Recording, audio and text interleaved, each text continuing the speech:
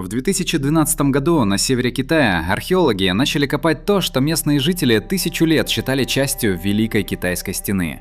Обычные камни, обычные развалины, ничего особенного. Пока в руинах не начали находить нефрит. Нефрит, которому здесь неоткуда было взяться. Ближайшее месторождение за 1600 километров отсюда. Начали копать глубже. И под землей обнаружили город. Город площадью 400 гектаров, с пирамидой высотой в 70 метров, со стенами из 4 миллионов каменных блоков. Ему 4300 лет. Он старше Великой Стены на 2000 лет, старше первой задокументированной китайской династии на 500. Но вот что странно, ни в одной древней хронике ни слова об этом месте.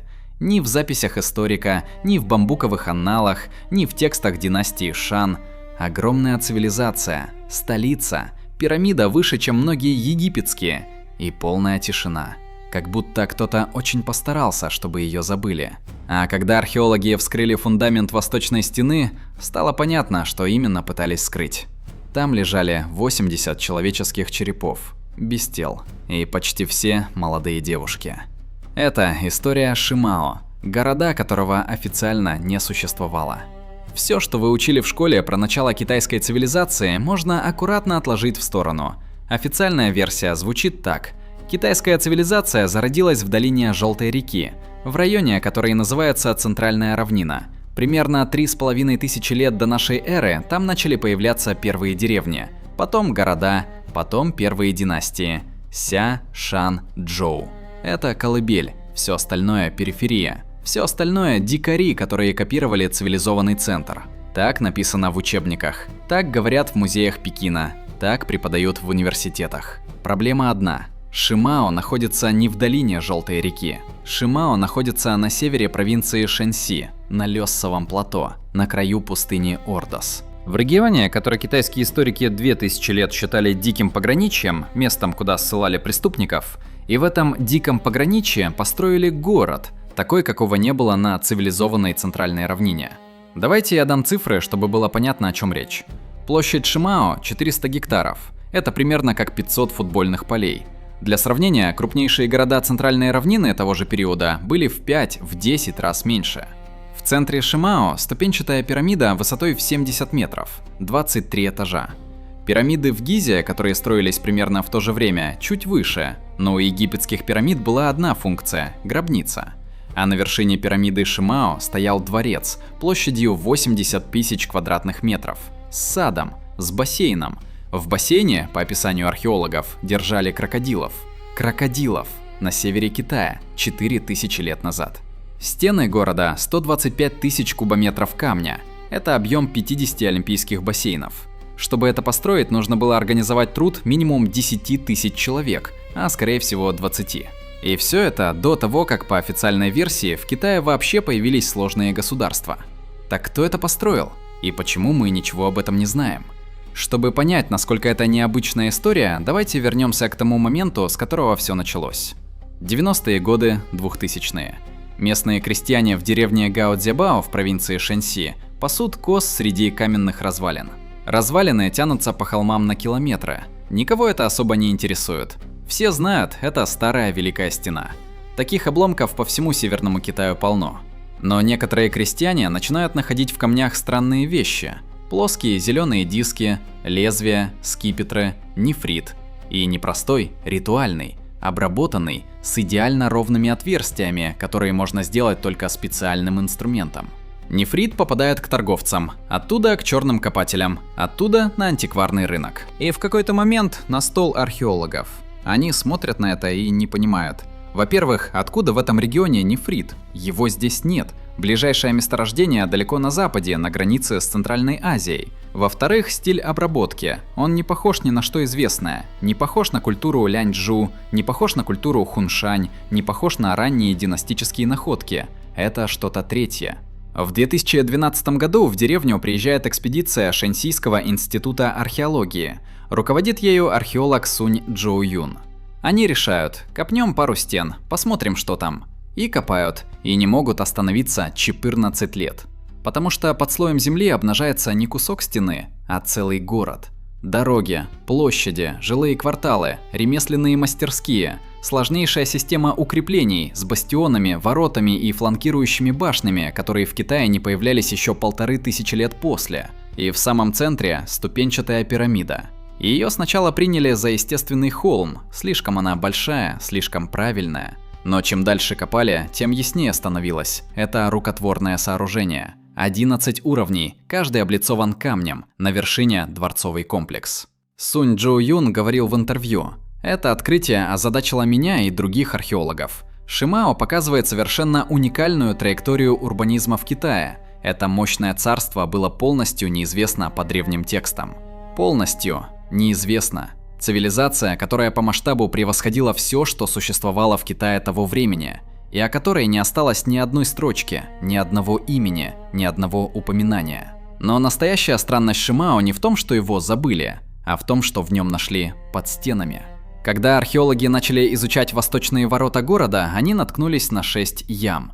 Ямы были выкопаны в фундаменте прямо под массивной каменной стеной. Похоже было, что их вырыли, наполнили и замуровали, перед тем, как начать класть стену сверху. Внутри были черепа. 80 штук. В 2 ямах ровно по 24. Идеальные числа, симметричные. Тел не было, только головы. Криминалисты сделали анализ и выдали результат, от которого стало не по себе даже самим археологам. Почти все черепа принадлежали молодым девушкам. Возраст примерно от 15 до 20 лет. Их обезглавили и закопали под стену как жертвоприношение. Профессор Ли Минь из Калифорнийского университета в Лос-Анджелесе, который изучал Шимао, сказал: «Масштаб ритуального насилия, наблюдаемый в Шимао, не имел прецедентов в ранней истории Китая». Прочувствуйте это. До Шимао в Китае не находили ничего подобного. Человеческие жертвоприношения, да, они появятся позже. Во времена династии Шан, на 1000 лет позже, это станет обычным делом. Там будут находить по сотне жертв в одной яме. Но Шимао первый. Шимао – это место, где эта практика появилась. И вот что странно. В Шимао также нашли нефрит, вделанный прямо в кладку стен, в щели между камнями, в местах, где его никто не увидел бы. Археологи пишут прямо: нефрит и человеческие жертвы использовались, чтобы наделить сами стены Шимао ритуальной и религиозной силой. То есть город не просто построили, его зачаровали. Каждый камень с нефритом в щели, каждые ворота с закопанными головами в фундаменте. От чего они так защищались? Криминалистический анализ показал еще одну деталь. Жертвы, скорее всего, были пленницами. Молодые девушки из соседнего поселения, которое называется Джукайгоу. Похоже, что Шимао это поселение завоевало, а пленниц использовала как строительный материал. И это поднимает следующий вопрос. Если правители Шимао вели такие войны, значит у них была армия.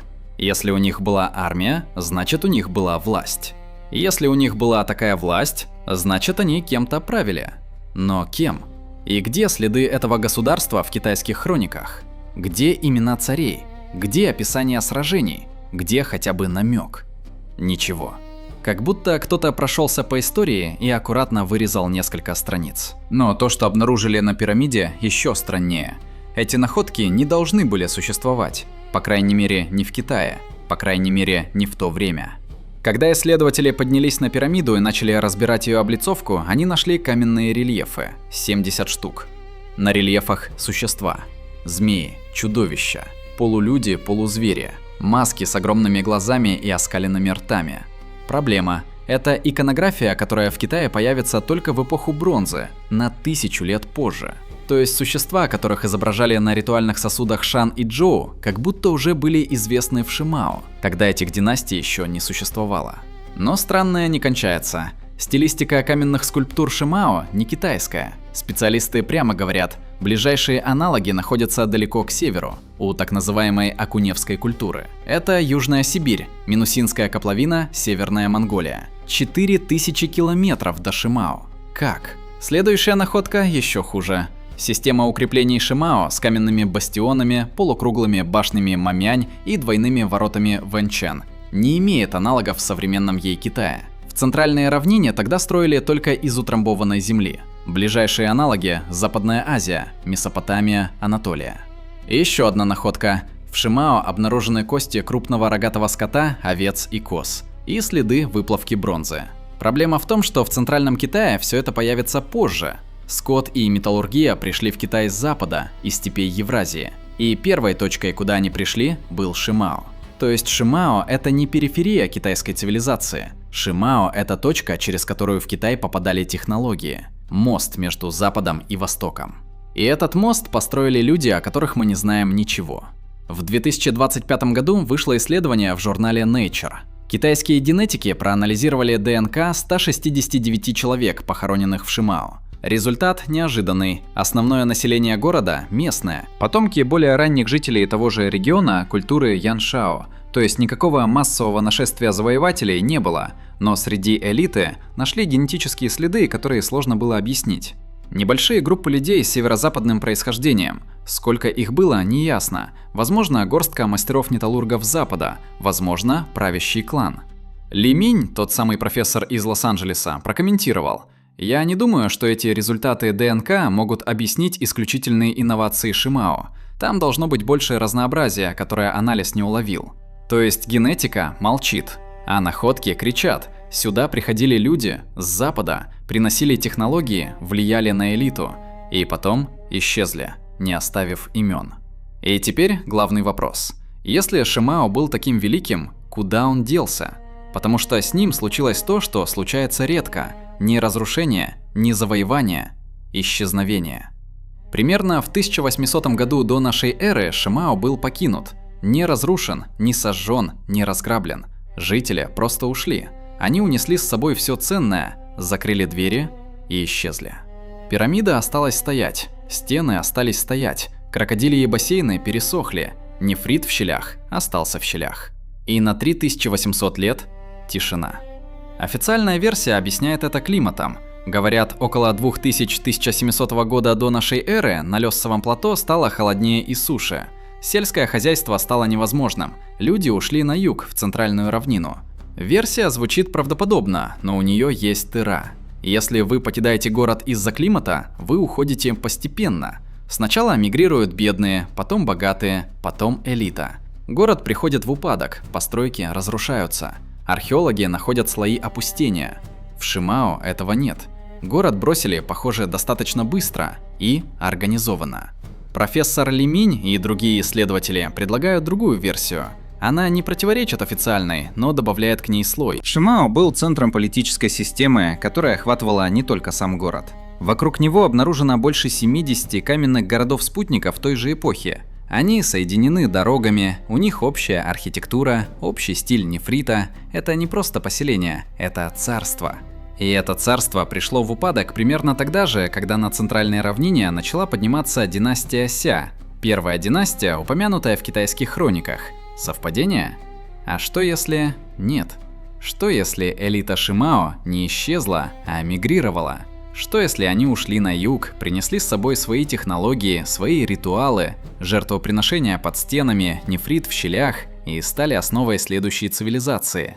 Тогда династия Ся, о которой ничего толком не известно, которую многие западные историки вообще считают мифом, могла быть преемницей Шимао. Но если это так, возникает неприятный вопрос. Почему об этом молчат ранние китайские хроники? Почему они описывают Ся и Шан как начало цивилизации, а о Шимао не говорят вообще? Одно из возможных объяснений звучит так. Ранние династии переписали историю. Им было удобно, чтобы цивилизация начиналась с них, чтобы их правление было первым, единственным, легитимным. А все, что было до, с его пирамидами, нефритом и отрубленными головами под стенами, это было неудобное прошлое, и его аккуратно удалили. Это не заговор, это политика, такая же, как у любой власти, которая пишет учебники под себя. Вопрос только в одном. Сколько еще Шимао лежит под землей Китая, о которых мы пока не знаем? Вот что мы не знаем о Шимао до сих пор. Мы не знаем его настоящего имени. Шимао – это современное название ближайшей деревни. Как город называли его жители – загадка. Мы не знаем, кто им правил. Лиц на каменных рельефах – десятки. Археологи считают, что один из них, найденный в 2022 году, возможно изображение царя. Но чьего царя? Из какой династии? Имен нет. Мы не знаем, на каком языке говорили его жители. Письменности не нашли. Ни одной таблички, ни одной надписи. Хотя для города такого масштаба письменность должна была быть. Или ее уничтожили. Или она еще лежит где-то под слоями земли? Мы не знаем, почему 80 молодых девушек оказались в фундаменте.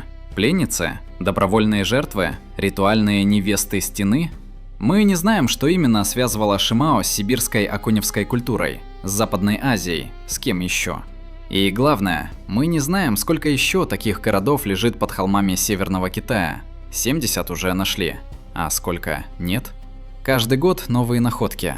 Каждая добавляет вопросов больше, чем ответов.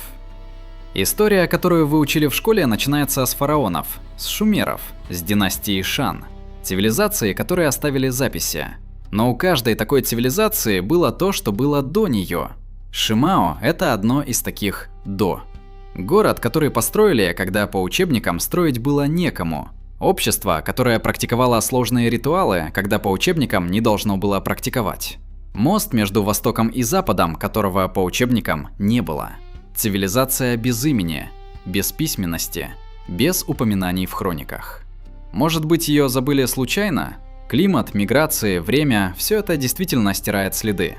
А может, ее забыли специально, потому что ее существование ломало удобную историю, в которой есть только одна колыбель, один центр, одна линия.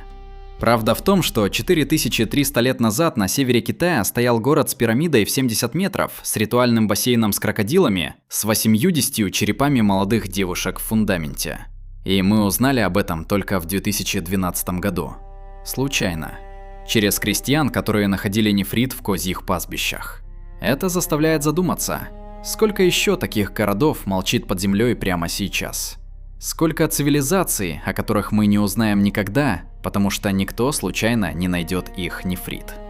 И главный вопрос, который задает Шимао: какую часть нашей истории мы вообще знаем? И кто решил, что эта часть все, что нам нужно знать? Если эта история заставила вас задуматься, на этом канале есть еще много таких. Цивилизации, о которых молчат учебники, находок, которые не вписываются в официальную версию. Подписка поможет не пропустить следующую. А пока думайте сами и смотрите глубже.